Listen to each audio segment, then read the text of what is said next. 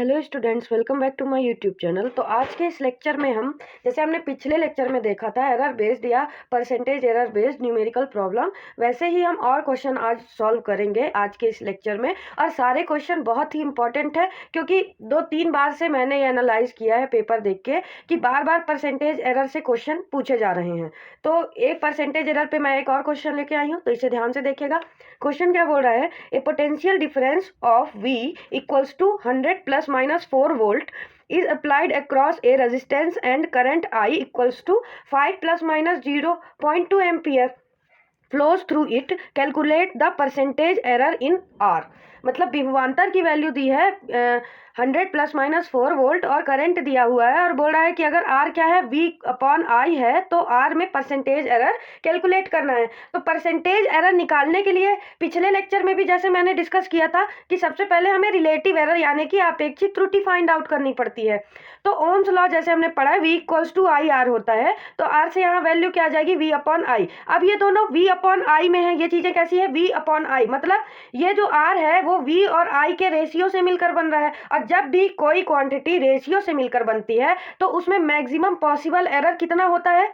जैसे कि ये Z है, एक फिजिकल क्वांटिटी है और ये दो रेशियो से मिलकर बनी है, A और B के रेशियो से मिलकर बनी है, तो इसका मैक्सिमम पॉसिबल रिलेटिव एरर यानी कि अपेक्षित त्रुटि कितनी होगी, del Z by Z, del A by A and plus del B by B। तो अगर ये V और I से मिलकर बना है तो क्वेश्चन में गिवन क्या था, इनकी वैल्यू 100 प्लस माइनस 4। मैंने पिछले लेक्चर में भी आप लोगों के साथ डिस्कस किया था कि प्लस माइनस के बाद की जो भी वैल्यू होती है वो एरर को डिनोट करती है, वो मतलब त्रुटि बता रहा है कि इतनी संभावित, इतना पॉसिबल एरर है वोल्टेज में और ये करंट में 0.2 का और वोल्ट में 4 का। तो ये पॉसिबल एरर है, तो हम इसे बोल सकते हैं V plus minus del V, और इसे बोला जा सकता है I plus minus del I। इसके बाद अगर रिलेटिव एरर की बात करें तो रिलेटिव एरर होता है del R by R, R के लिए होगा del R by R, and इसके लिए इस फॉर्मूले से वैल्यू पुट करेंगे तो A के जगह में V पुट करेंगे और B के जगह में I पुट करेंगे, तो क्या वैल्यू आएगी, del V by V plus del I by I। इसके बाद डेल आर, अब डेल वी की वैल्यू हमारे पास क्या है, 4 है, तो डेल वी के जगह में 4 अपॉन में 100, और इसके बाद डेल आई के जगह क्या है, 0.2 बाई 5। अब इसको सिंप्लीफाई करेंगे तो क्या वैल्यू आएगी, देखते हैं। तो एलसीएम लेने पर 100 इधर 4 आएगा और इधर 4.0, 4 प्लस 4 8 आ जाएगा, 8 बाई 100। अब हमें इसका रिलेटिव एरर जो निकला, इसी को परसेंटेज फॉर्म में अगर डिनोट किया जाए तो यही क्या कहलाता है, परसेंटेज एरर, यानी कि अपेक्षित त्रुटि को जब प्रतिशत के रूप में व्यक्त किया जाए तो वही क्या कहलाता है, प्रतिशत त्रुटि यानी कि परसेंटेज एरर। तो यहाँ पे हमारे रिलेटिव एरर की वैल्यू आ गई क्या, 8 बाई 100 वैल्यू आ गई। अब इसके बाद हम सॉल्व करेंगे परसेंटेज एरर के लिए, तो हम 100 से मल्टीप्लाई करेंगे। अब अगर रिलेटिव एरर को 100% से मल्टीप्लाई करें, मतलब ये इसका परसेंटेज एरर डिनोट करा है, तो 100 इंटू 100 हो गया, 100 से 100 कैंसिल हो जाएगा, तो del R by R percentage में कितना रिप्रेजेंट हो पाएगा, 8%। तो जो मैक्सिमम पॉसिबल परसेंटेज एरर था किसमें, आर में, वो कितना था, 8% का। मतलब जो प्रतिरोध में संभावित अधिकतम संभावित त्रुटि थी, प्रतिशत त्रुटि, वो कितनी थी, 8% की, और यही इसका क्या हो गया, आंसर हो गया। तो आई होप ये क्वेश्चन आप लोगों को समझ में आया होगा। जरूरी नहीं है कि पिछले पैटर्न में जो मतलब परसेंटेज एरर के क्वेश्चन थे वही पूछे, हो सकता है इस बार इस टाइप के क्वेश्चन भी आए। और परसेंटेज एरर से रिलेटेड न्यूमेरिकल आप लोग बहुत ध्यान से देखिएगा, क्योंकि ये रिपीटेड क्वेश्चन है, बार बार पूछा जा रहा है, तो ये एग्जाम पर्पज से बहुत ही इंपॉर्टेंट क्वेश्चन है। अब इसके बाद अगला क्वेश्चन सॉल्व करते हैं। अगला क्वेश्चन भी परसेंटेज एरर पे ही बेस्ड है, और ये 2024 जून में जो बैक वाला एग्जाम हुआ था आरजीपीवी का, उसमें ये क्वेश्चन रिपीटेड था और ये 2 नंबर का आया था। बहुत इजी क्वेश्चन है और परसेंटेज एरर पे ही बेस्ड है, तो जरूरी नहीं है कि क्वेश्चन 4 नंबर में ही आए या 6 नंबर में आए, 2-2 नंबर के भी न्यूमेरिकल क्वेश्चन ज़्यादा से ज़्यादा पूछे जाते हैं। अब इसके पहले मैं एक चीज़ और डिस्कस करना चाहूँगी आप लोगों के साथ कि जो मैंने जब डायमेंशनल एनालिसिस वाला न्यूमेरिकल में सॉल्व करा रही थी, तो मैंने एक सिंपल पेंडुलम वाला क्वेश्चन सॉल्व कराया था, जिसमें हम जिसमें हमें मैंने जो क्वेश्चन सॉल्व कराया था सिंपल पेंडुलम वाला, वो क्या था कि सिंपल पेंडुलम के टाइम पीरियड के लिए हमने सॉल्व किया था, t इक्वल्स टू 2π√L/g। ये सिंपल पेंडुलम के टाइम पीरियड, और ये इस फिजिकल क्वांटिटी का हमें क्या करेक्टनेस चेक करनी थी बाय डायमेंशनल एनालिसिस, मतलब कि विश्लेषण का उपयोग करके हमें इस समीकरण की शुद्धता की जांच करनी थी। तो 2023 बैच का जो बैक का एग्जाम हुआ था 2024 में जो एग्जाम हुआ था, ये क्वेश्चन 6 नंबर का आया था। इसका सोल्यूशन मैं ऑलरेडी पहले डाल चुकी हूँ, तो आप लोग उसको एक बार जरूर से देखिएगा। और जरूरी नहीं है कि बैक के एग्जाम में क्वेश्चन पूछे गए हैं तो वो इंपॉर्टेंट नहीं है, वैसे पैटर्न के भी क्वेश्चन एग्जाम में आ सकते हैं। तो अब इस क्वेश्चन को सॉल्व करते हैं। तो ये क्वेश्चन भी बहुत ईजी है, जैसे पिछले वाला था परसेंटेज एरर निकालना था। अब इसमें क्या बोल रहा है, if error in measurement of side of cube is 6%, then calculate the percentage error in its volume.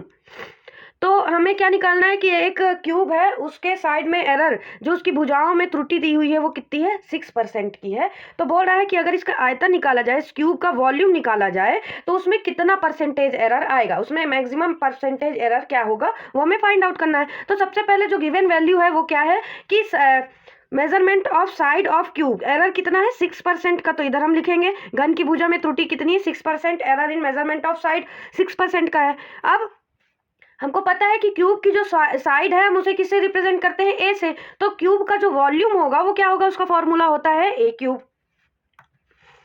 तो v equals to a cube लिखेंगे। अब देखो यहाँ पे वैल्यू आ गई v equals to a cube. हमें ध्यान क्या रखना है, देखो जितने भी क्वेश्चन हम एरर बेस्ड सॉल्व कर रहे हैं, इसके पहले वाले लेक्चर में, इसके कुछ पहले लेक्चर्स में मैंने डिस्कस किया है कॉम्बिनेशन ऑफ एरर्स के बारे में। जब तक आप लोग वो वीडियो नहीं देखेंगे, ये वीडियो आप लोगों को उतने अच्छे से समझ में नहीं आएगा, क्योंकि उसमें मैंने सारे जितने भी कॉम्बिनेशन ऑफ एरर है, जितने टाइप्स के भी, उसको डिस्क्राइब किया है। अब देखो ए क्यूब लिखा हुआ है और ये पावर में रिप्रेजेंट हो रहा है, ये किसी भी फिजिकल क्वांटिटी को पावर के फॉर्म में रिप्रेजेंट करा है। तो ये पावर के फॉर्म में जब फिजिकल क्वांटिटी कोई भी रिप्रेजेंट होती है ना, तो उसके लिए जो मैक्सिमम पॉसिबल एरर है उसका क्या फॉर्मूला है, z इक्वल्स टू ए की पावर n। जो पावर होती है वो कहाँ जाती है, आगे आ जाती है, और डेल a बाई ए। तो ऐसे ही हमारे पास इसमें मैक्सिमम पॉसिबल एरर क्या आ गया, रिलेटिव एरर क्या आया, अपेक्षित त्रुटि क्या आई, तो डेल v बाई वी आएगी। अपेक्षित त्रुटि को कैसे रिप्रेजेंट करते हैं, डेल v बाई वी से।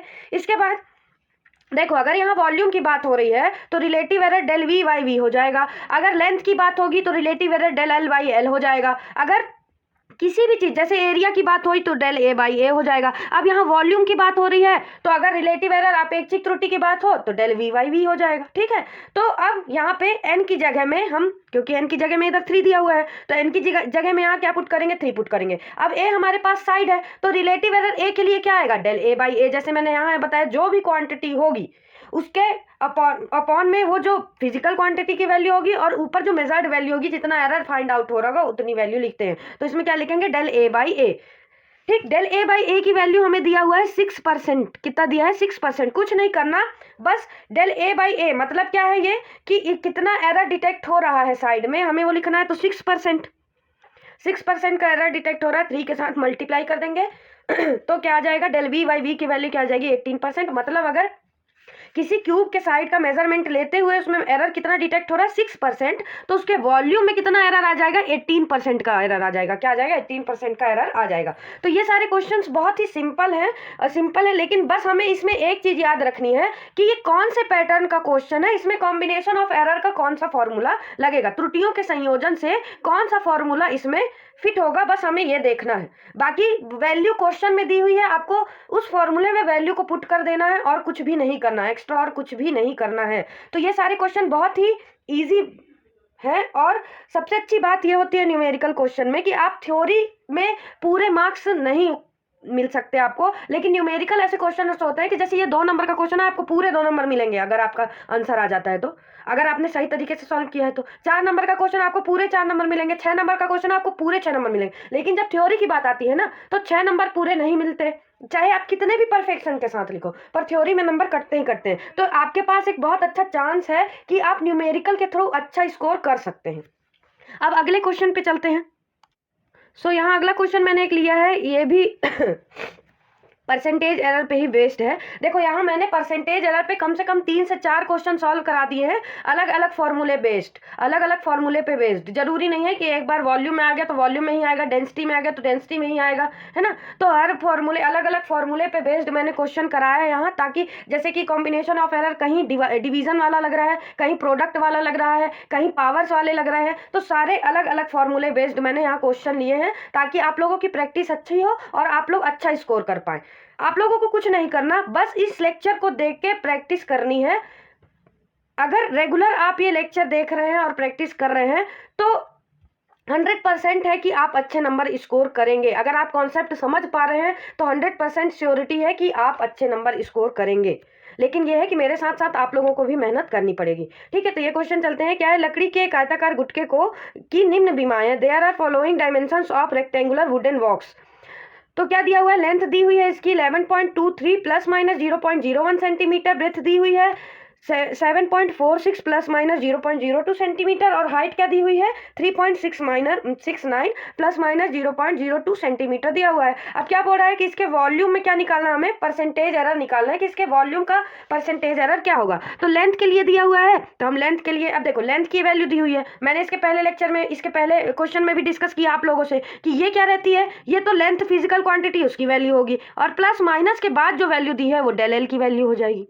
इसके बाद ब्रेथ में आते हैं, बी में आते हैं, तो ये बी की वैल्यू और प्लस माइनस डेल बी की वैल्यू हो जाएगी। ये हाइट है तो ये हाइट की एच की वैल्यू और प्लस माइनस डेल एच की वैल्यू हो जाएगी।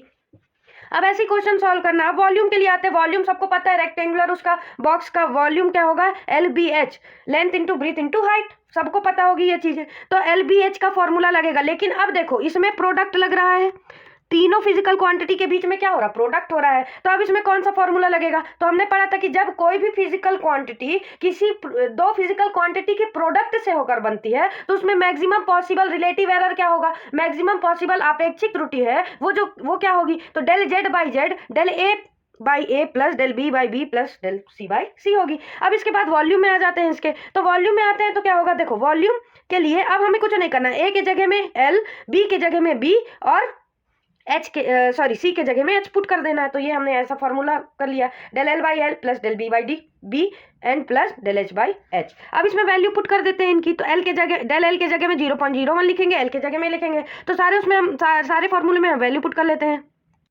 तो वैल्यू पुट करने के बाद इसमें हमने सारी वैल्यू पुट कर ली। अब इसका डिवीजन, अगर अब इसका डिवाइड करें तो ये वैल्यू मिलेगी, इधर ये वैल्यू मिलेगी और इधर ये पे, इन सब का सम करने के बाद हमारे पास ये क्वांटिटी आती है 0.00899, ये क्वांटिटी आएगी। अब हमें क्या निकालना, परसेंटेज एरर। अभी मैंने समझाया कि देखो जैसे वॉल्यूम निकाला था हमें, इसमें वॉल्यूम निकालना था, तो एक बात मेरी याद रखना, जब कभी भी रिलेटिव एरर निकालना हो, रिलेटिव एरर हमेशा परसेंटेज एरर से निकालने के पहले हमें क्या निकालना पड़ेगा, रिलेटिव एरर, यानी कि आपेक्षिक त्रुटि की वैल्यू निकालनी पड़ेगी।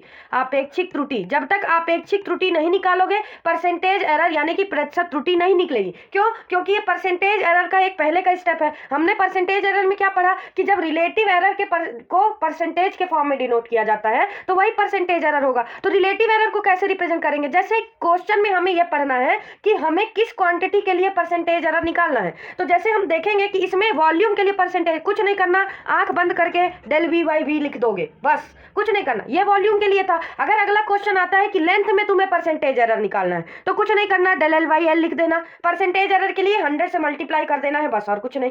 इसके बाद बात आती है कि अगर रेजिस्टेंस के लिए आया, वोल्टेज के लिए आया, किसी के लिए XYZ, किसी के भी लिए परसेंटेज एरर की वैल्यू पूछी जाती है तो पहले उसके लिए क्या निकालोगे, रिलेटिव एरर निकालोगे। मैंने अभी बताया जैसे एरिया की बात होगी तो डेल ए बाई ए आ जाएगा।